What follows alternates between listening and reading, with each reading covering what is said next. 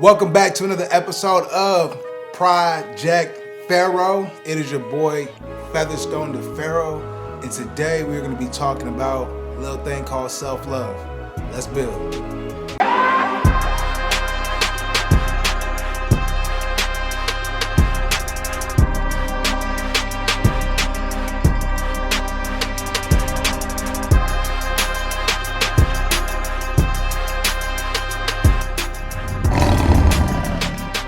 So the first thing I'm gonna be talking about is ways that you can start to love yourself. I know this is a sensitive area. I know this is a hard thing to do. People say they got love for themselves, but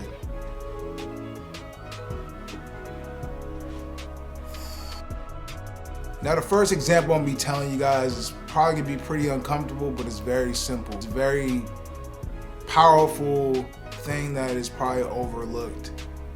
And that is when you wake up in the morning, throughout the day, we look at yourself in the mirror when you go to the bathroom. Like, look at yourself in the eyes, and like just tell your reflection that you love them. Like, they're beautiful. Like, you know what I mean? Like, hey, you got this. You know, like, but tell them you love them. And then it's awkward at first. It's like, yo, this is weird, very weird. But the more you do it, the easier it'll become, and the more you'll actually have this real love for yourself. Like, you'll be so used to it. It's like you'll trick yourself into really thinking you love yourself, but like, words got power. So you're saying that, and then that's how you start building your self-love. With that being said, hey bro, I love you, brother. More power to you. Telling yourself that you love yourself on a daily basis is going to affect many other areas in your life. And it's like, you gotta fake it till you make it. Like, for real. Like, even if you don't feel like you love yourself, keep telling yourself, because by you telling yourself that, what do you think you're gonna develop? Don't worry, I'll wait. Love. All right, another way that you can start to develop self-love for yourself is work out. It's proven, obviously, you know, scientifically, we're in 2020, you know that working out produces like serotonin, and it obviously destroys fat, and obviously gets you better in shape, gets you stronger, which makes you feel better. We all know that. And it's not about where you start, it's about where you end. It doesn't matter where you're at on your journey as far as exercise. You can be the most out of shape you've ever been in your life, or the best shape you've been in your life, but you can always keep pushing forward. And by you pushing forward, it's gonna, like, when you start really shedding all that, whatever, it could be fat, it could be you gaining weight as far as muscles, it could be you wanting to get a little thicker, whatever, around the hips, baby, you know, whatever it is, like, when you hit that goal, or when you start looking the way that you imagine yourself and the way you want to look, you're gonna develop self-love. Another way you can start developing self-love is to eat healthier. Like, so obviously when you're working out, you're becoming that person that you imagine in your head, or like you idolize on your vision board. Obviously someone's gonna, like, when you're really getting involved and you're really serious about your health and working out, you're gonna obviously be pretty keen on eating healthy, eating clean, no junk food, no candy, no sodas, not a lot of sweets. Like, eat what you want to eat, but just make sure you're eating more healthy food than you are the junk food. Another way I found that works for self-love is meditation. Meditation allows you to pretty much just shut off information in your mind for a little bit.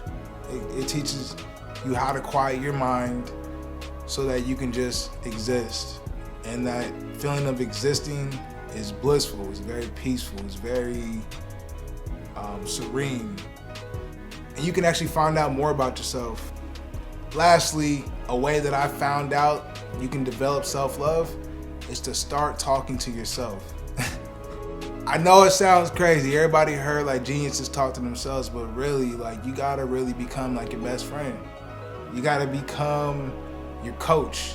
You gotta become your own motivator. You gotta become the person that pushes you when you don't feel like it. When you start making excuses like, yeah, well, I can get to it tomorrow, and then tomorrow turns to the next day, and then the next day turns to next week, and then your ass ain't got nothing done. You gotta be your biggest critic, and you gotta be your coach and your mentor You gotta be all that for yourself, because at the end of the day, the only person that you can depend on is yourself. And guys, don't get it wrong. You can always love yourself without being arrogant, without being self-centered, and without being narcissistic. It's very possible. Sometimes people who don't love themselves, they'll see you start loving yourself and they'll be like, oh, look at this person all into themselves. Shut it up. Quiet. Peace. Become your biggest fan. Don't be swayed by people thinking that you're becoming like narcissistic. There's a difference between being self-loving and being narcissistic. Sometimes you gotta look in the mirror and be like, you know what, man? I love you, man. I love you, man. Hello? Is this the doctor? Yeah. I think I'm losing my damn mind. Yeah. All good, all love. Today's a little happier video. Self-love. You better love yourself or I'm gonna beat that. Hey, if you don't love yourself, what do you expect from everyone else? Bars. Once again, that was an episode of Project PHARAOH. I want to thank everybody who has watched my videos and who has subscribed, who has pressed that like button. I appreciate you. Like and subscribe at the end. Once again, thanks all. Much love. PHARAOH out.